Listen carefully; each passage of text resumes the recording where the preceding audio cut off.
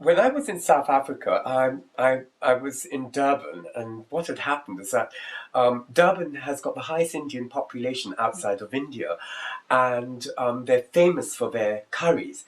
And there was this curry which I came across called the bunny chow. And what it is actually, it's bread, a loaf of bread which is cut into half, and then the hollow of the bread is scooped out, and then they put a curry inside this half loaf of bread. Now it reminds me of something like in France they do a pain beignet where you have like a niçoise in a baguette. And so you get all the juices inside that baguette. So I think it's based on that concept. But there's more to it because politically, Indians, because of apartheid, Asians were not allowed to serve blacks. And so what used to happen was that the way to get round it is that they would prepare the curry in a bun.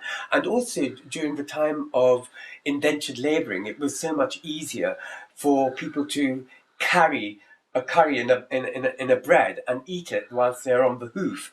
And then for the blacks, it was actually, they could actually pack it and then throw it and then put it under a hatch, and then they would be served under a hatch. And that's how they started the whole concept of a bunny chow. When I was in South Africa, I did try the bunny chow, but I never went to order it. It always came to me, so I wouldn't know how they would order a bunny chow, whether it would be a half or a whole. When I saw it, it was like, how do I eat this? And because it's so big, I just found it practically impossible. I wouldn't want to order it like that for myself. And also I found that Durban curries, South African curries, are quite, they've got a viscousy sort of texture. So it always feels that the spices are not fully integrated. And also the flavours are much more complex and very intense because they put so many spices, far too many spices than what we would put in our food, in Indian cookery.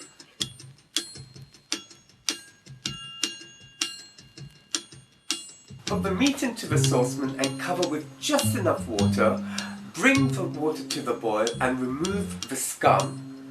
Once you remove the scum, you add turmeric and salt. Bring the mixture to the boil and then simmer and allow the meat to cook for about 45 minutes to an hour.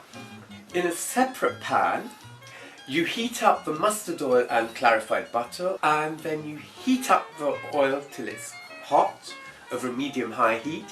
Add the sliced onions and cook the onions till they caramelize, so they go golden brown. Once you've fried the onions, you remove the onions, drain the onions from the excess oil and drain on kitchen paper. Once the meat is cooked, you just drain the meat, reserving the stock, and keep it to one side. The pan which you've been frying the onion, bring that back to the heat with the reserved oil. Once the oil comes to a smoking point, you add the black and green cardamoms along with the cloves. Allow that to sizzle for a few seconds. Add the spices, which are the mustard, cumin, fenugreek, asafoetida, and once the seeds have all crackled, add the garlic and ginger.